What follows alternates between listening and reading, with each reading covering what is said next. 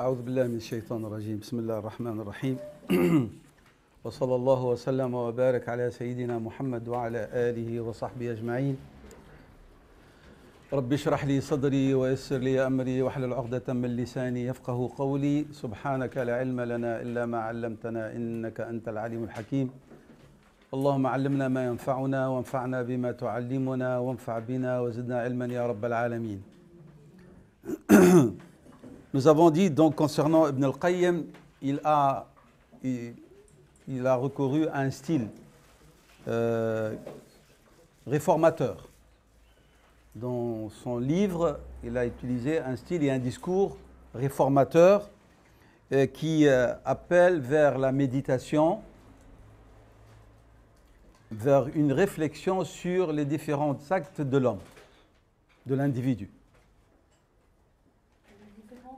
Différents actes de l'homme, que ce soit au niveau de son comportement extérieur ou au niveau des actions internes qu'on appelle a'mal al-qulub. De même, il a posé la question de la réforme de soi par ses propres efforts. C'est-à-dire, il a dit, voilà le problème qui se pose à l'homme, et donc il est appelé à faire un travail de islah, de son vet, sa propre personne, par son propre effort personnel. C'est-à-dire, il ne s'érige pas lui comme un maître penseur, ou un maître qui va diriger votre cheminement. Il ne l'a jamais dit. Il dit, voilà, je vous donne un projet qui, on va dire, se divise en différentes maqamat, stations, phases.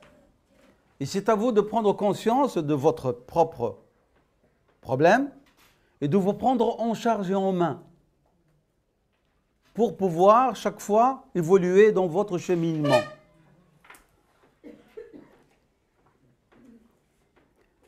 Et en même temps, il nous incite dans cette démarche d'aller à la découverte de nos propres erreurs et manquements.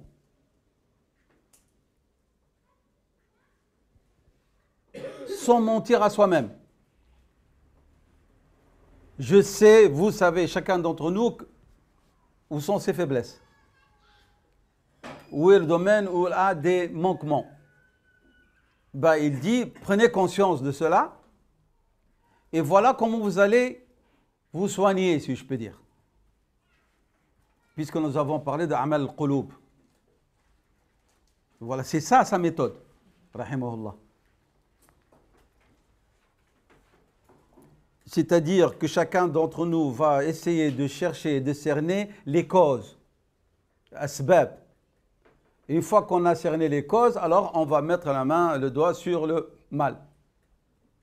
Le mal, il ne vient pas comme ça. On n'a qu'à asbab, qui sont à l'origine.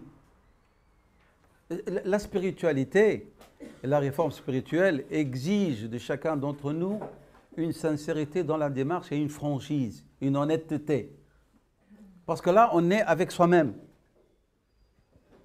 Si on ne fait pas ce travail, c'est qu'il y a un manque de clairvoyance et de la malhonnêteté vis-à-vis de soi. Ou que notre cœur, la samahallah, s'est obscurci à un tel degré qu'on ne sait plus voir même pas une étincelle de lumière. Ou que notre nafs al-ammara bissou, notre âme incitatrice à faire le mal, elle a pris le dessus carrément et elle a éliminé notre raison qui doit être toujours présente dans notre démarche réformatrice. L'aql. On ne fait pas sa démarche en l'absence de la raison. Hein? Faites attention. Marat al-taklif ou l'aql, voilà là. Bil'aql, nous sommes des humains ennoblis et à qui Dieu nous a accordé la prééminence. Hein? Donc la démarche, elle est là. Il ne faut pas qu'elle soit une démarche sentimentale, affective. Non. Parce que si elle va être de telle sorte, il y a beaucoup de choses qui vont nous échapper ou où il y a des choses qui vont s'infiltrer dans notre démarche, qui vont la rendre incorrecte et même peut-être même erronée. Si je ne dis pas de déviation, la samahallah, de dhalal. Il a dit, rahimahullah, que la démarche est une démarche de sagesse et de faire attention à la précipitation.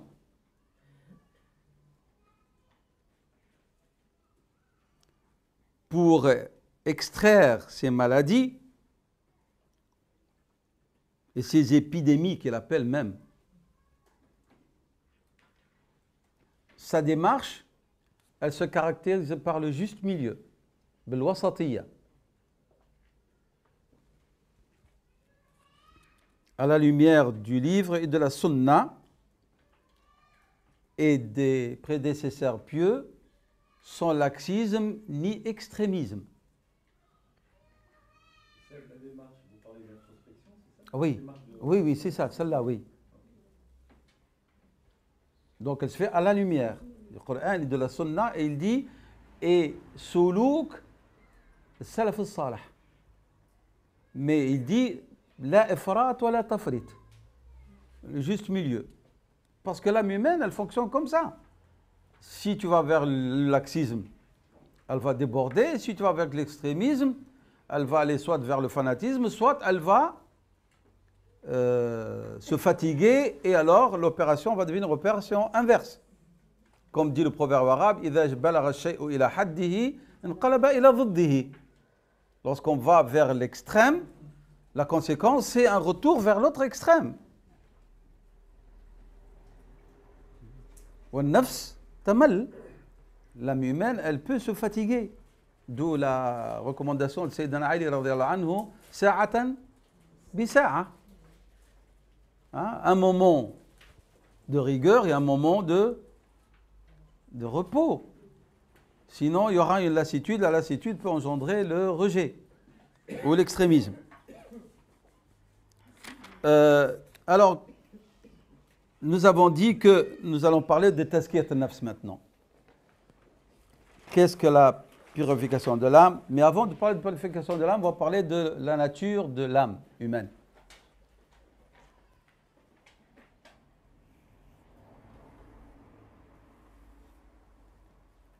On peut dire sans exagération que c'est l'essence même de l'homme, al-nafs.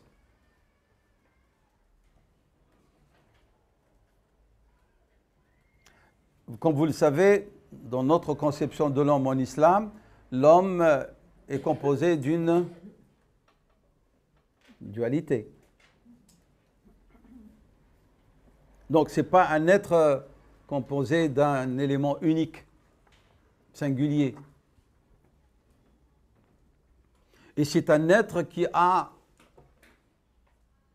beaucoup d'attaches et en même temps, il a beaucoup de perspectives.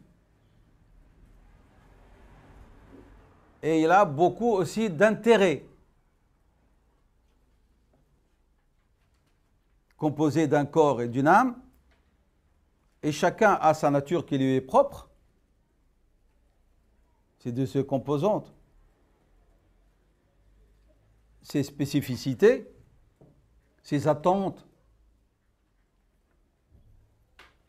et ses besoins. Le corps a ses besoins, a ses spécificités, ses attentes, et l'âme a aussi une nature différente, des besoins, des attentes qui lui sont propres. Al-nafs, on parle de al-nafs. Là, ça c'est un autre débat que l'imam al-Tahawi a abordé dans l'Aqida al-Tahawiyya. Est-ce que al-nafs hiya al-ruh?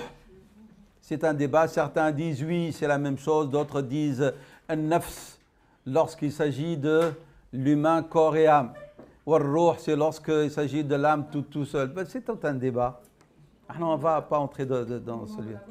Oui, c'est pour ça que Tahawi, là, si vous voulez voir un peu l'analyse et les différents avis, regardez l'Aqida al-Tahawiyya, l'imam al-Tahawi al-Hanafi. L'islam a pris en considération à travers ses sentences, ses finalités. Sentences, je parle des sentences d'ordre juridique, l'ahkam. Et les finalités, je parle des maqasid. Il a pris en considération tous ses besoins selon un ordre bien établi.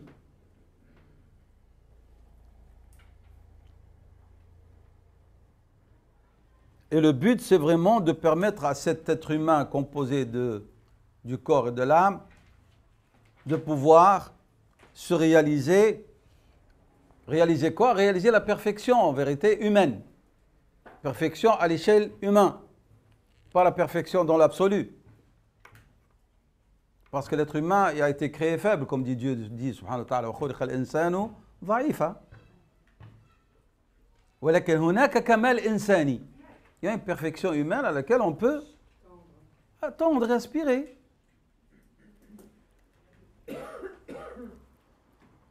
Donc, l'équilibre entre l'âme et le corps et leurs besoins est une des choses que l'islam a pris en considération le plus et a veillé à ce que se réalise. Pourquoi est-ce que je parle de ça et j'insiste? Parce que ce que nous voyons et ce que nous vivons, nous aussi, de temps en temps, Inch'Allah, que Dieu vous préserve et me préserve, que ce ne soit pas la constance dans notre vie, soit on est plongé à réaliser et à se consacrer aux besoins du corps, ou soit on est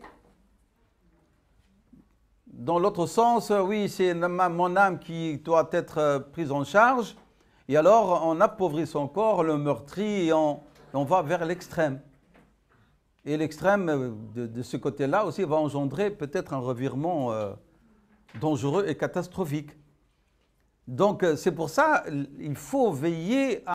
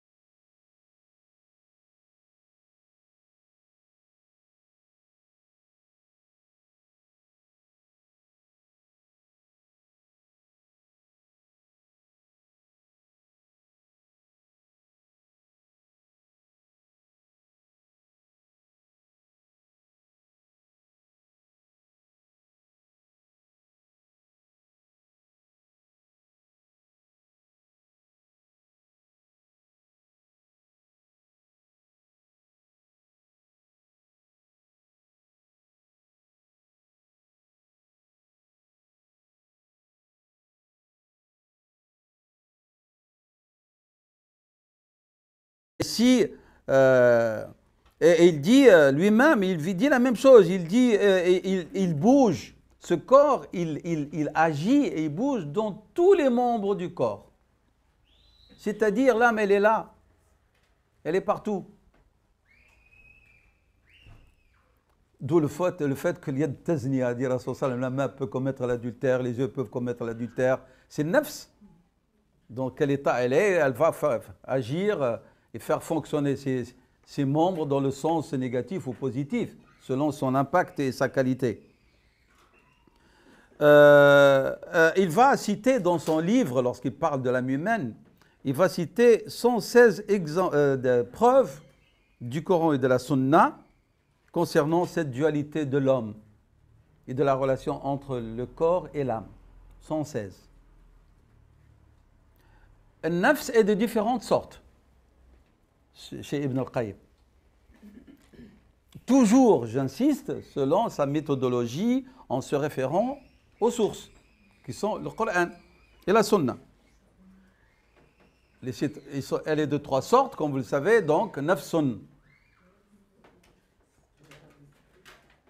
lawwama, nafsun ammaratun bis-su wa nafsun mutma'inna. Nafsun lawwama, c'est votre âme, si il y a encore la qualité de la foi, lorsque vous faites un mal, elle va vous en vouloir et elle va vous gronder, elle va vous mettre dans un état d'inquiétude, de tristesse par rapport au péché commis.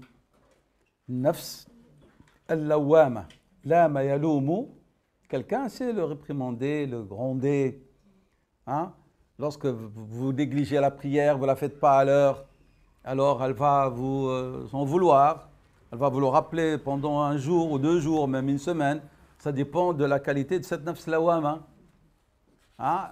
Et puis il y a une nafs incitatrice à faire le mal, une nafs al-ammara, elle est la pire.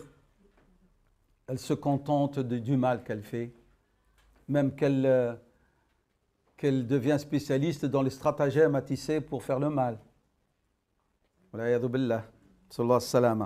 Et puis vous avez l'âme mutma'inna, apaisée. C'est l'âme qui a atteint un degré de la foi et qui ne fonctionne que par cette qualité-là. Il dit, Ibn al-Qayyim, ce n'est pas uniquement des descriptions de l'état de l'âme. Il dit l'âme humaine, dans son essence, elle a une partie d'elle qui la pousse à faire le mal. Parce qu'elle a été créée à l'origine ignorante.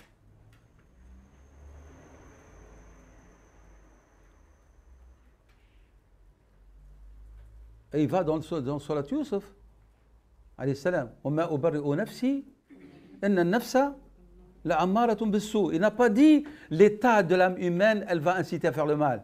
Il dit, moi, je ne me disculpe pas de... L'âme humaine, elle est ammara bis-su. Donc, ça fait partie de sa nature. C'est ça l'épreuve, en vérité. C'est que c'est une âme capable, elle a en elle tous les moyens pour qu'elle puisse s'élever et même venir bousculer un peu, entre guillemets, le degré des anges dans certaines attitudes. Et puis, elle peut aller dans une bassesse pire que de celle du shaitan, la'anallah, et ses lieutenants.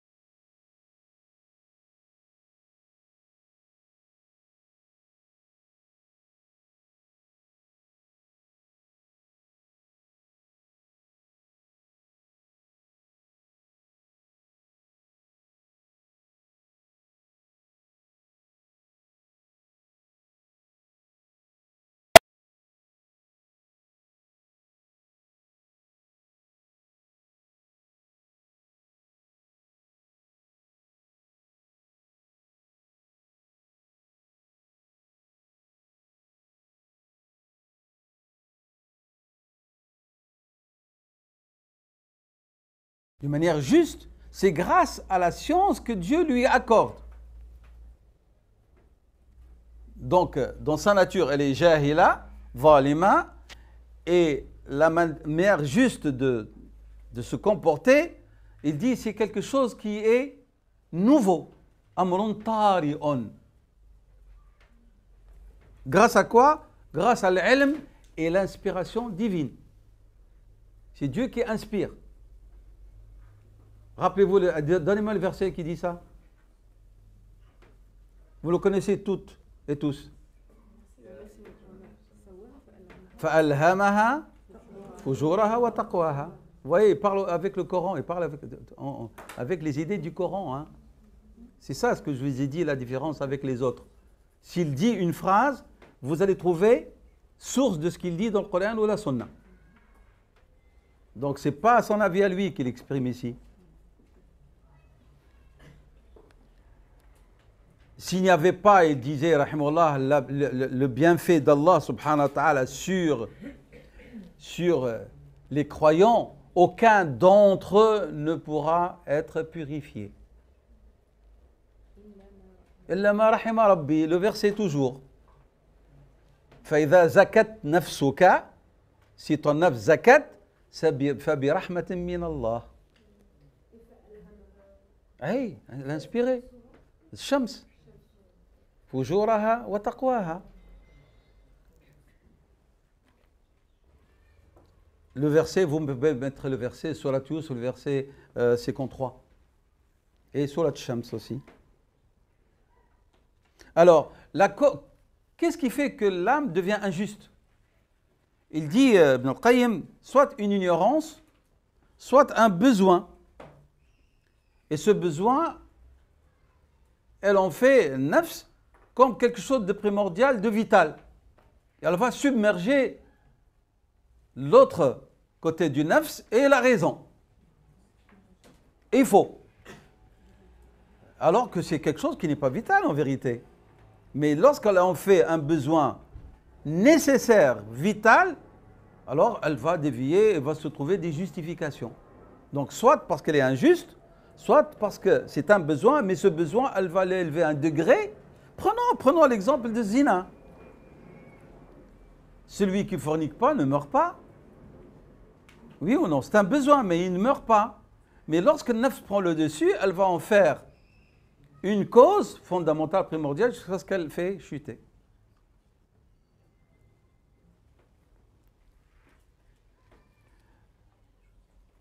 Que veut dire tazkiyat al-nafs? C'est la fête de faire un travail de nettoyage, de purification.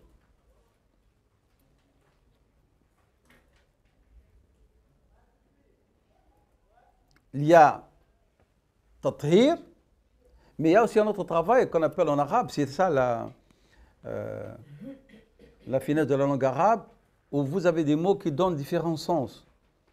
Tathir, c'est un lavage, en entier. Ou tanqiyah, non, c'est que vous avez du bon et vous avez du mauvais. Par exemple, vous prenez le blé, il y a du blé, mais dedans il y a des pierres, il y a des saletés. Ça s'appelle tanqiyah. Donc, vous voyez, ce n'est pas une répétition du terme, ce sont deux mots différents. Il y a certains qui ont besoin de faire pour de bons lavages. Et puis, il y a certains, ils doivent faire le tri. Ça, c'est bon, je garde, ça, c'est mauvais, il faut que je m'en débarrasse. Oui, filtrer pour ne garder que ce qui est bien. Et puis, on a ceux qui ont besoin de... Voilà. Wallah yarhamna jami'an. On ne peut pas se targuer qu'on a... Allah yarhamna. D'accord? Prenez des exemples de versets. Je ne vous donne pas les versets, je vous donne des numéros. Comme ça, ça peut vous aider. Surat Taha, verset 76. Surat Fatir, verset 18. Surat Sabbih, Sabbih isma rabbika al-a'la, verset 14, etc. Alors, lorsqu'on parle de tazkiyat al-nafs, c'est un terme proprement coranique. Et là, c'est en origine dans le Saint-Coran. Dieu dit zakkaha. Donc, c'est un terme qui n'est pas inventé. Il a sa source dans le Coran al-Karim et dans la sunna de Rasulullah sallallahu alayhi wa sallam. Et Allah subhanahu wa ta'ala a lié d'une manière très très explicite la tazkiya avec le succès. Vous ne pouvez pas aspirer à un succès dans cette vie, dans l'au-delà, sans tazkiya. Qad aflaha man zakkaha. Al-falah, c'est le succès, c'est la réussite. Toujours sur la Shams. Donc, al-falah ne peut avoir lieu, ne peut se réaliser que par tazkiyat al-nafs. Qad aflaha man zakkaha.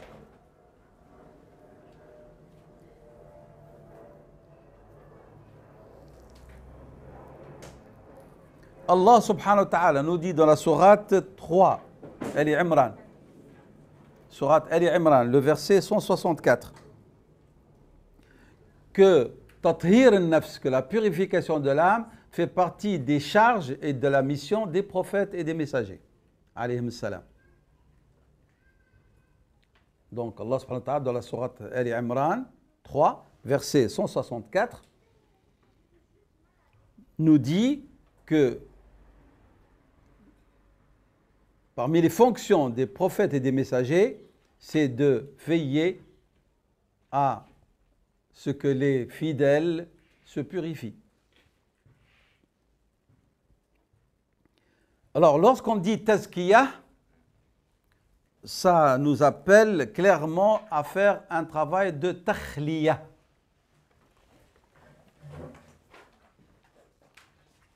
At-takhliyatu.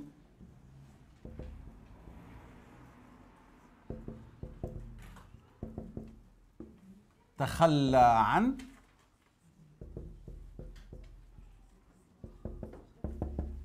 ما معنى تخلى عن se débarrasser.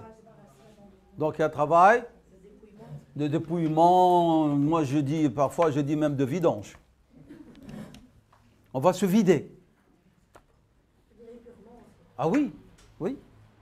De quoi? De tout ce qui est mauvais.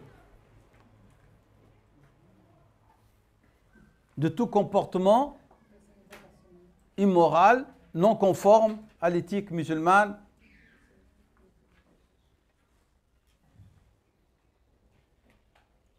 Et puis, on va substituer cela par des comportements meilleurs. Et ça s'appelle, dans le langage du tazkiya, at-tahliya. On va se parer des vertus et des bonnes qualités. Donc, et on ne peut pas acquérir le deuxième sans s'être débarrassé du premier. Parce que déjà, on est rempli. Comment est-ce que vous allez remplir alors que vous n'avez pas encore fait le travail de dépouillement? Ça ne peut pas marcher. C'est comme si vous dites à quelqu'un, il est propre, sale. Soit il est sale, soit il est propre. Il n'y a pas propre, sale, ça n'existe pas. Donc ça s'appelle at-tahliyatu, tahalla bi makarim al-akhlaq.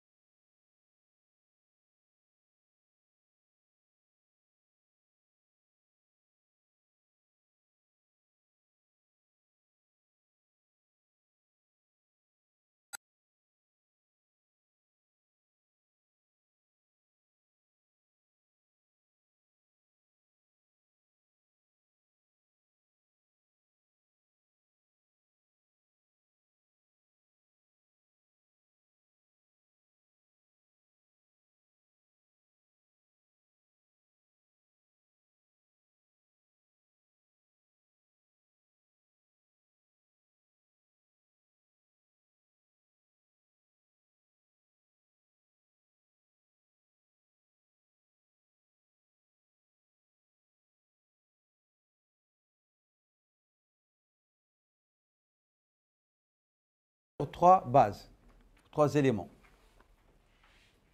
3 éléments nécessaires pour faire at-tazkiya. Premier élément.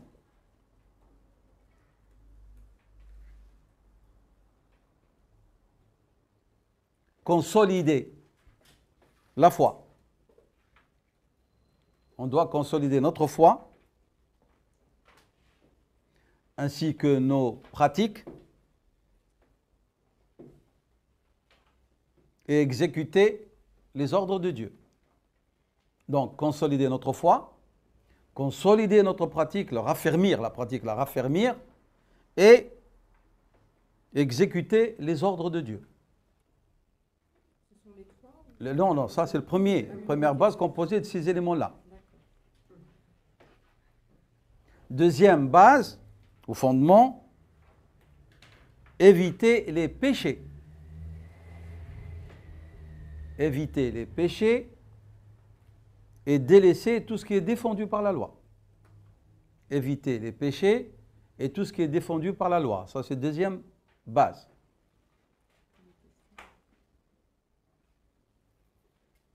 Et la troisième, il dit faire le travail du takhliya.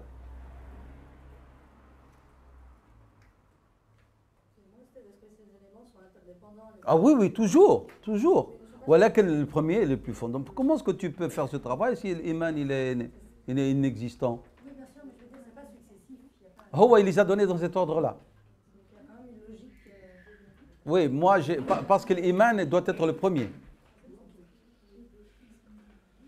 Et de toute façon, rappelle-toi ce que veut dire l'iman. Et la notion du tawhid et la ilaha illallah, qu'est-ce que ça elle implique?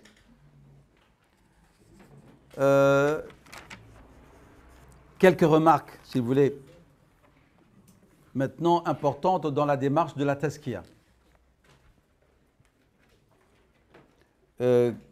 qui vient de Ibn al-Qayyim, mais aussi de Abu Hamid al-Ghazali et d'autres.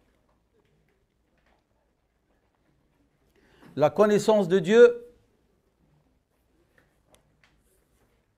a besoin de droiture. L'istiqama.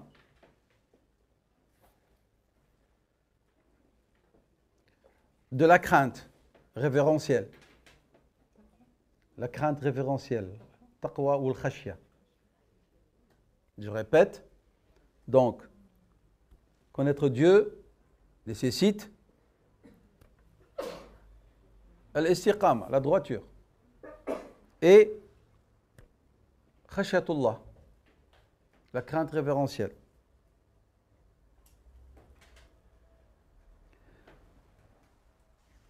Connaître l'ordre de Dieu.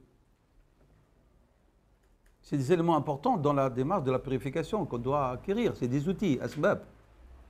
Connaître l'ordre de Dieu s'acquiert par les moyens connus, par tous et toutes, la lecture, l'étude,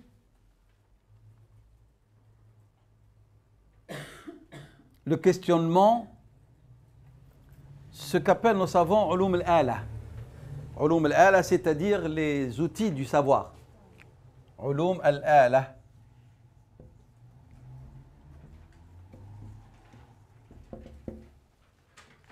C'est-à-dire, on doit apprendre.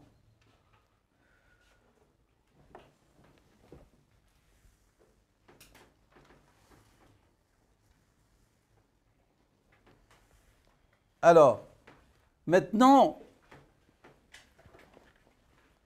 connaître Dieu, subhanahu wa ta'ala, Abu Hamid al-Ghazali dit ceci le concernant. Il a dit deux paroles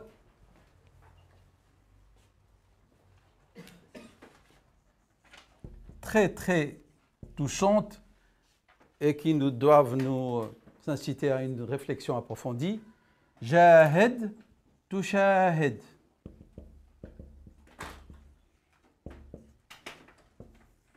Ça, c'est la conséquence. Que veut dire jahid?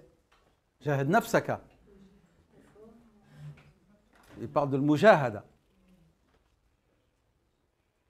Jahad nafsaka. Oui, combat ton nafs. Alors tu pourras aspirer à voir, pas Dieu, hein, à voir les béatitudes, à les sentir, à les vivre. Comme certains compagnons, lorsqu'ils lisaient le Coran et que Dieu parle du paradis, il dit, j'ai l'impression que je suis dedans. Et lorsque Dieu parle de l'enfer, je me vois dedans. Mushahada. C'est-à-dire, c'est comme si un voile a été levé et il voit ces vérités comme si elles sont des vérités réelles. C'est pas projection. Non, non, non, non, non. La contemplation, c'est autre chose. Elle est loin de ce sens-là. Non, non, la contemplation, c'est autre chose. Il a dit tchahd, tchouf, tchouf. Si on fait ça avec le langage populaire, jahad, tara. Ah, je n'en sais rien. Je ne peux pas vous dire qu'il s'agit uniquement avec le cœur. Je ne suis pas sûr. J'ai été témoin de certaines scènes avec des gens d'une grande spiritualité. C'est pas du cinéma, on dirait vraiment qu'ils sont dedans. Hein. Ils font la description? Il ne peut pas, mais il vous dit « je vois ». Il vous dit comme ça « je vois ». Ça, c'est un autre niveau. Je vois. Mais parce que nous croyons dans le karamat ou non? On croit dans les miracles, nous. Oui. Ça fait partie de notre islam. Des compagnons l'avaient eu. Radiyallahu anhum. Donc, il y a des gens à qui Dieu accorde des karamats et ils voient des choses que vous ne voyez pas. Que je ne vois pas. C'est un autre degré. Walakin, Mohamed Ghazali n'a pas dit c'est un domaine réservé, il n'a pas dit ça. Il a dit, il s'adresse à chacun d'entre nous. Jahid tu shahid. Fais le travail, fais l'effort. Et alors, tu verras. Ce n'est pas toi qui va te donner le droit de voir. C'est Dieu subhanahu wa ta'ala qui décidera si tu le mérites. Et tous les compagnons n'ont pas eu ça. Hein. Il y a des compagnons qui ont eu des mushahadat, qui ont vu des anges, qui ont reçu de la nourriture. Oui ou non? Qui ont eu des anges qui les accompagnaient. On a des hadiths authentiques à ce sujet-là. Mais tous les compagnons n'ont pas eu ça. Mais est-ce que cela les dévalorise? Non. Mais ils ont eu autre chose. L'agrément de Dieu. Donc, mais il y a un effort à faire et il y a un résultat. Ça, c'est sûr. Et ce travail, il est personnel. Hatta Sheikh ma yabsubhum bil-qma'. Il n'y a pas quelqu'un qui pendant l'entonnoir, il va vous verser ça. Jamais, c'est faux. C'est un travail avec votre nafs, sur votre nafs. Et nous, cet effort-là, parce qu'il est difficile, comme j'ai dit tout à l'heure, on fait des raccourcis. On cherche quelqu'un qui, soi-disant, va le faire pour nous. Mais non, il ne peut pas le faire pour nous. Personne ne pourra le faire pour nous. Et il nous apaise. Ça y est. Il se garantit lui-même quelque chose. Si Sayyidina Abu Bakr radiyallahu anhu mubashshar bil jannah, il dit si j'ai un pied dans le paradis et l'autre dehors, je resterai toujours craintif, khaf. Mubashshar. Regardez quelle est sa démarche. Si Rasulallah sallallahu alayhi wa sallam, à qui Dieu a entre guillemets pardonné l'antérieur et le postérieur, et il avait peur et il demandait à Dieu de le préserver de l'enfer. C'est pour nous apprendre à nous, à être modestes dans notre démarche. Donc, jahid, tout shahid, mettez-la comme...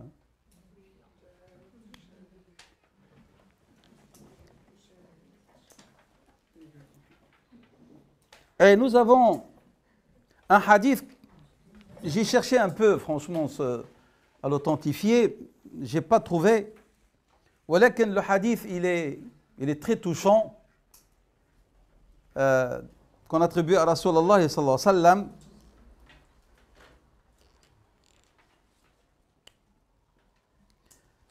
Il est connu, on le répète. Celui qui agit en fonction de ce qu'il a appris.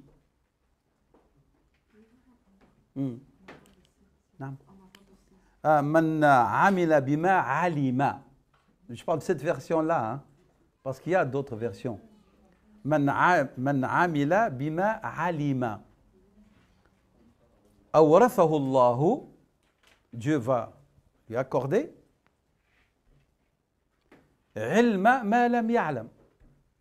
Dieu va, on ne va pas traduire أورثه dans son sens hérité. Dieu va lui accorder le savoir de ce qu'il ignore.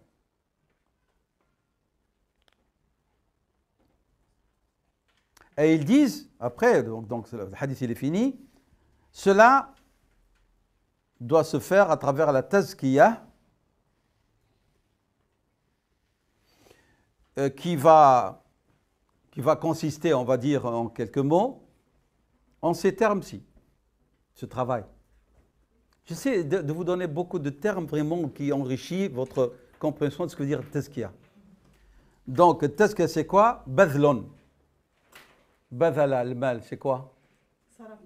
Et ça, c'est la fonction primaire, c'est-à-dire je vais mettre au service d'une besogne ou quoi, de l'argent. Mais le badl ici veut dire faire don. Et ce faire don, c'est faire don de soi. Badlon, dhikron, évocation. Il en résulte quoi? Don, de la part de Dieu. Ata'un. Comme conséquence de ça. Ata'un. Et l'ata peut devenir quelque chose de plus grandiose, par lequel Dieu vous singularise. On appelle ça haba'un, habahullahu. Ah, ça devient autre chose. C'est une gratification ici. Ce n'est plus un don. C'est quelque chose qui devient de particulier. Haba'an. Et lorsque vous arrivez à ça, il y a une conséquence sur votre âme, sur votre être, sur votre corps. Il y aura lumière, ishraq. Nour, que Dieu vous accorde. Le prophète nous parle du regard du croyant qui voit par une lumière de Dieu. Faites attention, il dit, sallallahu alayhi wa sallam, au regard du croyant, analysateur du croyant, parce qu'il voit par une lumière de Dieu. S'il dit celui-là ou celle-là, concernant des choix, des choses importantes, son jugement, il est juste. Je ne parle pas de ceux qui ont rapidement de l'empathie envers les gens ou directement ils s'érigent en arbitre. Je ne parle pas de ça, moi. Ou des gens qui dénigrent tout le monde. Non, je parle vraiment de gens de qualité, de vertu, qui ne sont pas connus ni par leur médisance, ni par leur envie. Mais lorsque, dans certaines situations, on s'adresse à lui, son jugement, il est effectif. Qu'il soit une sœur ou un frère. Mais le prophète lui a donné le qualificatif de mu'min.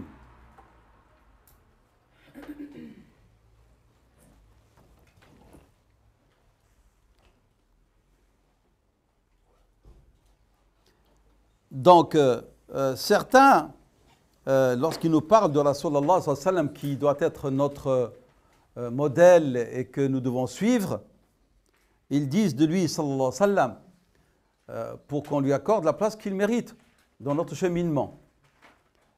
Aqwaluhu, ces paroles, c'est une loi, sharia.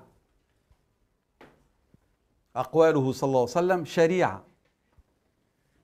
Af'aluhu, tariqa, une conduite, une règle de conduite. Donc, aqwaluhu, sharia. Af'aluhu, tariqa. Et ahwaluhu, qu'est-ce qu'on veut dire par ahwaluhu ici? Ses états spirituels. Ahwaluhu, haqiqa. Le haqiqa dont parle tout le monde, eh ben c'est ahwal de Rasulullah sallallahu alayhi wa sallam. Il n'y a pas d'ahwal en dehors de celle de Rasulullah sallallahu alayhi wa sallam. Parce que toujours on nous parle, al-sharia سي شريعة وحقيقة. حقيقة شكون؟ حقيقة من؟ حقيقة رسول الله صلى الله عليه وسلم. Donc je répète, concernant notre prophète صلى الله عليه وسلم, nous avons dit, et les ulama de tazkiya ont dit, أقواله شريعة, أفعاله طريقة, et أحواله حقيقة. Comment vous traduisez le haqiqa? Ce sont ces états spirituels. Le haqiqa, c'est la vérité même, l'essence même de ce qu'est l'islam, dans le sens spirituel. Donc, on a le premier, أقواله شريعة.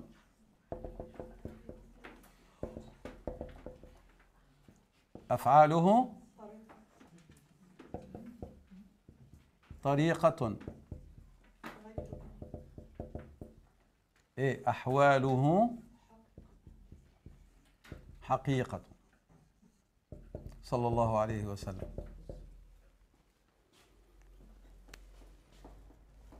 Il nous reste 5 minutes. En vérité 4, mais moi j'ai dit 5. Mais je vais conclure, Inch'Allah, comme ça pour que la prochaine fois, si Dieu le veut, on commence par Fatihat al-Maratib al-Aliya, Inch'Allah ta'ala. Donc, les fondements de la tazkiya, c'est de se connaître soi-même, de connaître son nafs. Donc, si je conclus, je répète, le fondement principal de la tazkiya, c'est que l'homme ou l'être humain se connaisse, et connaisse son nafs. Verset à l'appui, قوله تعالى وفي أنفسكم أفلا تبصرون. Et en vous-même, est-ce que vous ne voyez pas? وفي أنفسكم أفلا تبصرون.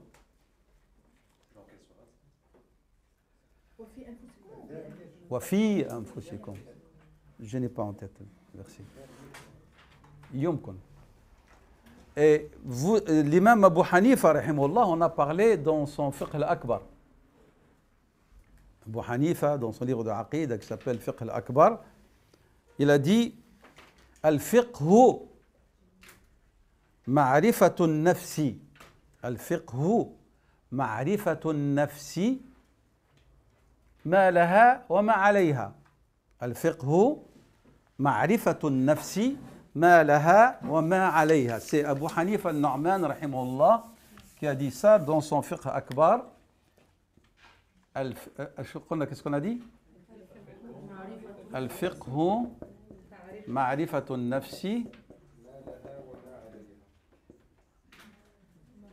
ma laha wa ma alayha.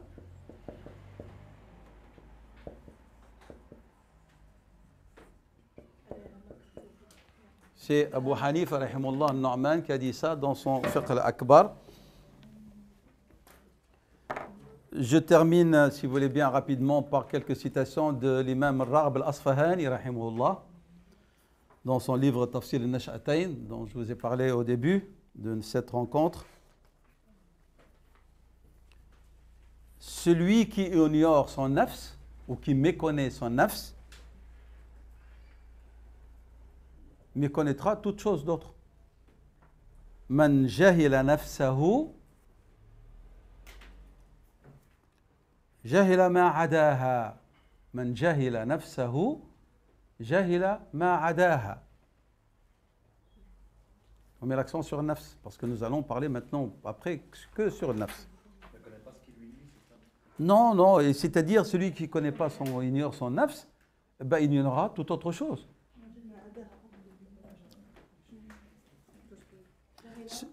Ma adaha, ma adaha, toute autre chose qu'elle.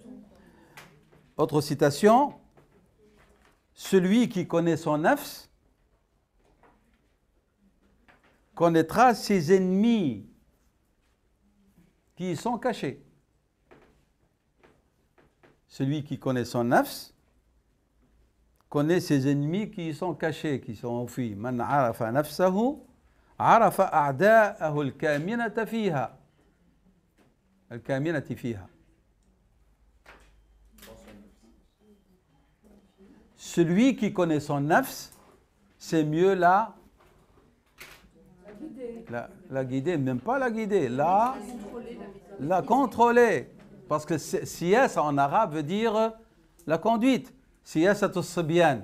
On dit sas al-farasa, c'est domestiquer le cheval pour mieux le maîtriser et le faire aller là où on veut.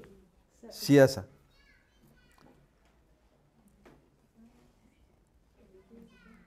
Celui qui connaît son nafs, chaque fois qu'il voit un défaut chez quelqu'un, il le voit en lui-même. Ah bon, si tu vois quelqu'un qui a des défauts, tu dis, mais moi aussi, je l'ai. Man arafa nafsahu, lam yajid ayban fi ahadin. Man arafa nafsahu, lam yajid ayban fi ahadin, illa ra'ahu fi nafsihi. Celui qui connaît son nafs, dès qu'il voit un défaut chez quelqu'un, eh bien, qu'est-ce qu'il fait? Il se le renvoie, il dit, mais moi, je l'ai aussi. Donc, il ne peut pas être médisant, il ne peut pas être quelqu'un qui dénigre les autres et parle que de leurs défauts. Et c'est un moyen salutaire pour se corriger, pour se réformer. Connaître les défauts de son nafs, c'est un travail très difficile. On l'a dit et on insiste. Et Sayyidina Omar radiallahu anhu demandait à Dieu de l'aider dans cet effort. Pourquoi? Vous savez que pourquoi est-ce que c'est difficile? Parce que chacun d'entre nous, il aime son nafs. Et faire l'effort de déceler ses défauts, c'est pas évident. On essaie toujours de se défendre.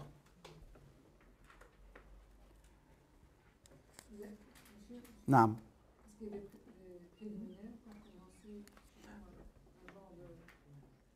Il faut avant tout connaître votre nafs. Je vais conclure avec ça qui répond à ta question. Et nous savons, disent, et l'Asfahani dit aussi, celui qui connaît son nafs connaîtra le mieux son créateur. Connaître ton nafs doit être une démarche prioritaire avant de connaître Dieu.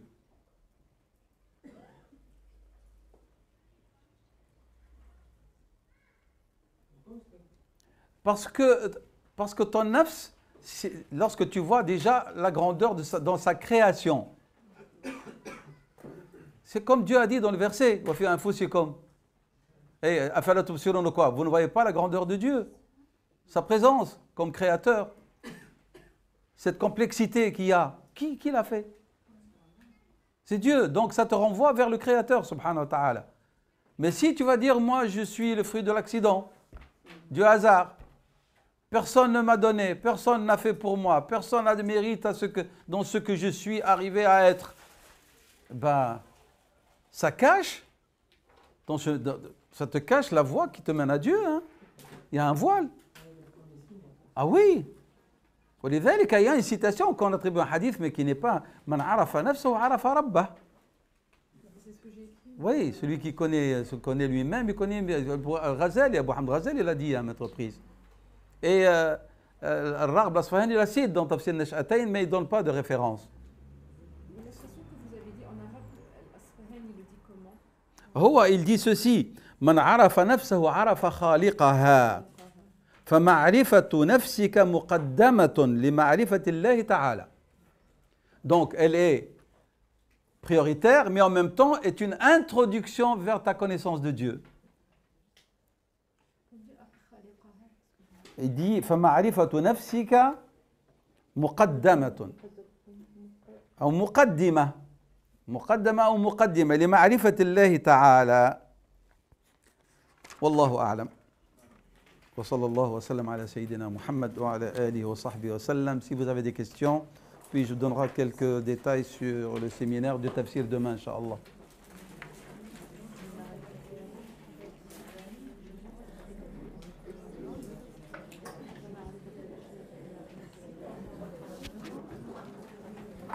Naam, j'ai vu quelqu'un lever le doigt derrière. S'il vous plaît. Naam.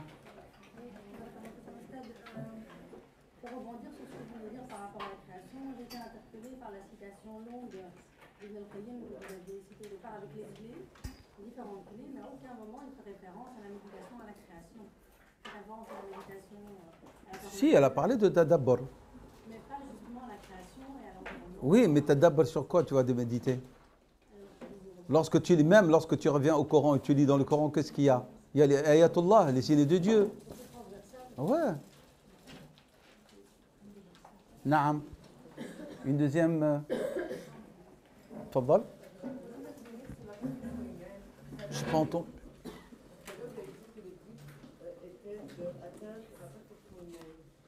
La perfection à l'échelle humaine. L'échelle humaine, c'est-à-dire que tu arrives à transcender et à réduire au maximum les défauts. Mais on restera toujours faible. On va rester toujours sujet à la tentation. Mais cela se réduit par rapport à l'effort accompli et au travail permanent qui dure toute une vie. Hein. C'est pas je suis arrivé, c'est fini, j'arrête mon effort. Non. Parce que le nafs, elle balance entre le haut et la bassesse. Et donc, et si tu tombes dans le raflah, l'insouciance, il y a le risque de tomber. Comme le degré de la foi lui-même. Et la foi, elle est en connexion avec le nafs. Al-iman yazdad wa yanqus par rapport à l'état du nafs. C'est pour ça, l'islam nous a donné des moyens, grâce à la miséricorde d'Allah, subhanahu wa ta'ala, qu'une mauvaise action, elle est comptabilisée 1. Et une bonne action est comptabilisée 10. Pour te donner toujours l'enthousiasme d'avancer. Tu avais l'intention de faire un mal et tu t'es abstenu, ça devient une bonne action. Tu vois? Donc, c'est des degrés qui permettent à ce que toujours on vise à se relever. Et sinon, si on va dormir sur ses deux oreilles, et le danger, il est là. Naam. Tfadal. Le livre et les stations, est-ce qu'on l'utilise de façon linéaire dans l'ordre dans lequel... Oui, on va, non, selon l'ordre là, on va le faire.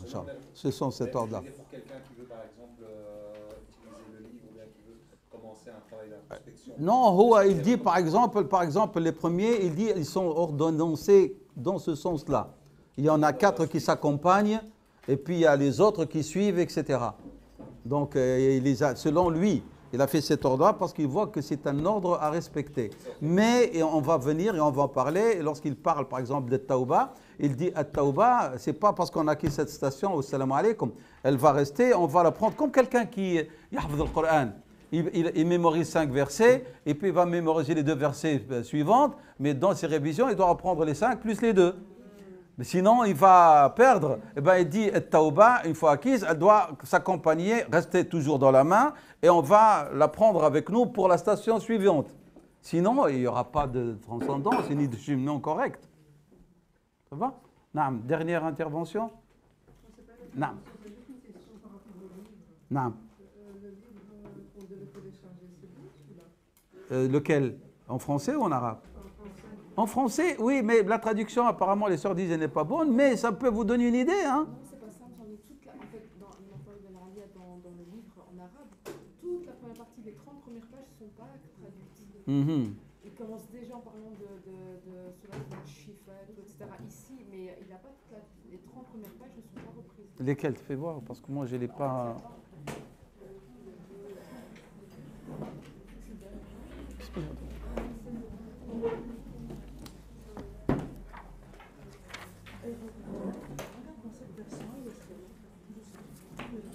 Oui, ça nous suffit parce qu'il commence par le matal al-aliya. Oui, mais dans le matal al-aliya, il commence, mais les 30 premières pages qu'il y a dans la version arabe ne sont pas reprises, même pas en résumé, rien. C'est comme s'il y avait rien. Il a complètement sauté les 25 ou 30 premières pages de la version arabe, je vous assure. Et dans le c'est celle-là? Ah ouais. Parce qu'on a Fatih al-Matalib al-Aliya. C'est sur celle-là que je vais me concentrer la prochaine fois, Inch'Allah. Mais comme j'ai dit, je ne vais pas faire du mot à mot ici. Nous allons prendre les mots-clés et tout. Et de là, on va partir dans l'analyse, Inch'Allah. Non, l'hidayah, moi je vais en parler, Fatihat al-Tawhid et tout ça. Maratib al-Hidayah, ça, on va lui réserver une bonne place. Là, non, faites attention, Maratib al-Hidayah, ici, elles sont citées d'une manière très résumée, mais après, on va revenir avec plus de détails, hein, parce que ce n'est que l'introduction ici. De toute façon, lisez ce que vous pouvez, Inch'Allah. Le français, vous lisez pour avoir une idée. Et Inch'Allah, nous allons suivre le cheminement d'Ibn al-Qayyim avec plus d'analyse, bihawlillahi ta'ala. Ça va?